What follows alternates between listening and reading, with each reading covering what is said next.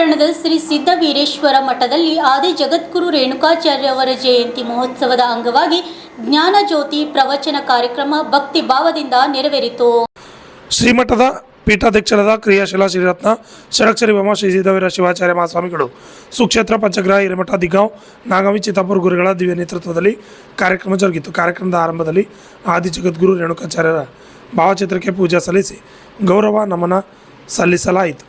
ಜ್ಞಾನಜ್ಯೋತಿ ಪ್ರವಚನದಲ್ಲಿ ಗುರುಗಳು ರೇಣುಕಾಚಾರ್ಯರ ತತ್ವಸಾರ, ಧರ್ಮಾಚರಣೆ, ತತ್ವನಿಷ್ಠೆ, ಸತ್ಯನಿಷ್ಠೆ, ಜೀವನ ಮತ್ತು ಸಮಾಜ ಸೇವೆ ಮಹತ್ವವನ್ನು ವಿವರಿಸಿದರು.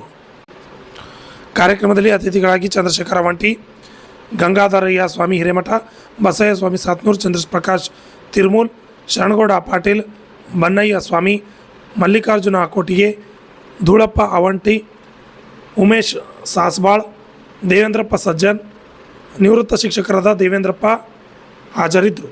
Annaraya ವಿವಣಿ, RJ ತರೀರು, Kannada news, Chittapur.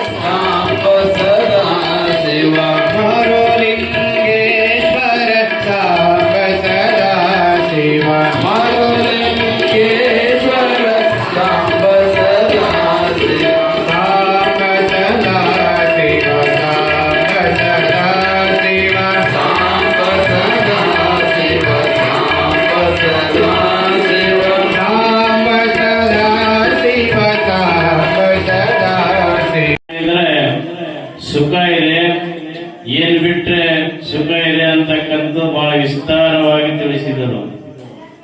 ಒಂದು ಗಾದೆ ಮಾತು ಹೇಳ್ತಿದ್ದಾರೆ ಹಿರಿಯರು, ಐಯುಂಡ ಮನೆ ಎದ್ದಿತ್ತು, ಬೀಗುಂಡ ಮನೆ ಬಿದ್ದಿತ್ತು. ಸುಮ್ಮನೆ ಹೇಳಿಲ್ಲ.